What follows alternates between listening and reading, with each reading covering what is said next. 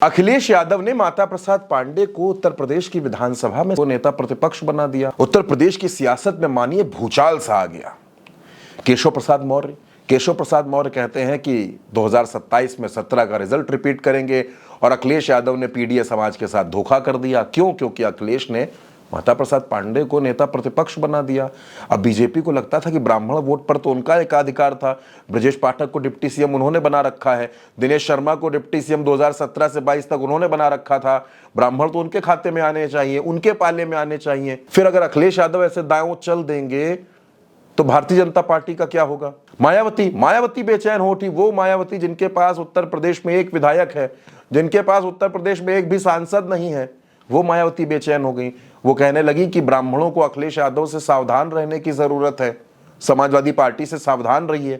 अब दोस्तों, अखिलेश यादव ने आखिर ब्राह्मण समाज के व्यक्ति को नेता प्रतिपक्ष बनाकर क्या साधने की कोशिश की है? क्या अखिलेश यादव की नजर उत्तर प्रदेश में 9 से 10% ब्राह्मण वोटर्स पर है? क्या यह अखिलेश की एक बड़ी रणनीति का हिस्सा है? इसके परत दर परत जाने की कोशिश करेंगे और कोशिश करेंगे कि हर सवाल का जवाब आपको मिल जाए। 82 साल के माता प्रसाद पांडे समाजवादी पार्टी के वरिष्ठ नेता हैं, मुलायम सिंह यादव के करीबी रहे हैं और अखिलेश यादव के भी वक्त वक्त पर सलाहकार बने रहते हैं। माता प्रसाद पांडे 7वीं बार विधायक हैं, 2 बार विधानसभा के अध्यक्ष रहे हैं, यानी एक लंबा राजनीतिक अनुभव उनके पास है। अखिलेश यादव का MY फैक्टर, अखिलेश यादव का PDA फैक्टर, ये दोनों कामयाब हो गए तो अखिलेश यादव ने अब अगला वर्ग पर दांव लगाया है। अखिलेश को लगता है कि अगर अगला वर्ग भी उनके साथ जुड़ गया, क्योंकि ब्राह्मण, ठाकुर, वैश्य, कायस्थ, ये तमाम वर्ग जो सामान्य वर्ग में आते हैं, अब इन पर अखिलेश का फोकस बढ़ना शुरू हुआ है। मुस्लिम और यादव को अपने साथ जोड़ने के बाद गैर यादव, OBC और दलित, इन सब को साधने के बाद जो परिणाम आया वो 37 सांसदों के तौर पर अखिलेश यादव को मिला, जिससे अखिलेश यादव गदगद है। अब अखिलेश को लगता है कि अगर इसमें ब्राह्मण वोट भी जुड़ जाए, क्योंकि उत्तर प्रदेश में ब्राह्मण मतदाता निर्णायक स्थिति में माने जाते हैं, अगर ये भी जुड़ जाएंगे तो वो समाजवादी पार्टी जिसमें कभी जनेश्वर मिश्र जैसे नेता रहे, आज वो ब्राह्मण नेताओं की कमी से जूझ रही है।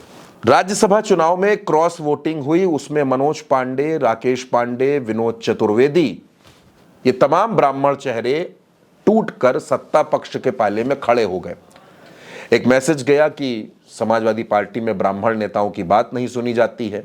उसकी भी काट अखिलेश ने निकाल दी कि ब्राह्मण नेता को इतना महत्वपूर्ण और इतना बड़ा पद दे दिया। दोस्तों, 115 जिले उत्तर प्रदेश में ऐसे हैं जहां ब्राह्मण मतदाता निर्णायक होते हैं और अब उत्तर प्रदेश में जिन 10 सीटों पर विधानसभा उपचुनाव होना है, वहां भी अखिलेश यादव ने ब्राह्मण वोटर्स को साधने की रणनीति पर काम किया है।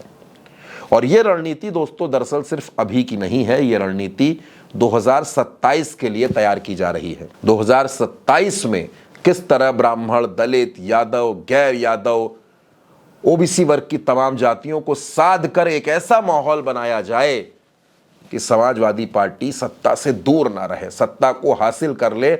और सत्ता के लिए ब्राह्मणों का साथ बेहद जरूरी है, कम से कम उत्तर प्रदेश की राजनीति में।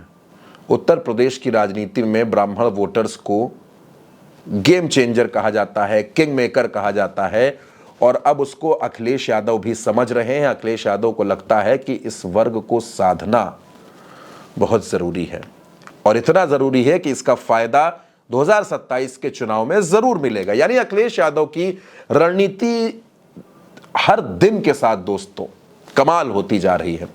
अखिलेश यादव ऐसे दांव चल रहे हैं जिसकी काट ना तो भाजपा के पास है ना बसपा के पास है। अब अखिलेश यादव की इस दांव की काट भाजपा कैसे निकालेगी? क्या भाजपा उत्तर प्रदेश में किसी ब्राह्मण को प्रदेश अध्यक्ष बना देगी? क्या भाजपा अब उत्तर प्रदेश में किसी ब्राह्मण चेहरे को बड़ी जिम्मेदारी दे देगी? दोस्तों, इसमें कोई बड़ी बात नहीं है, क्योंकि अखिलेश यादव के दांव से भाजपा और बसपा दोनों बौखला गई हैं।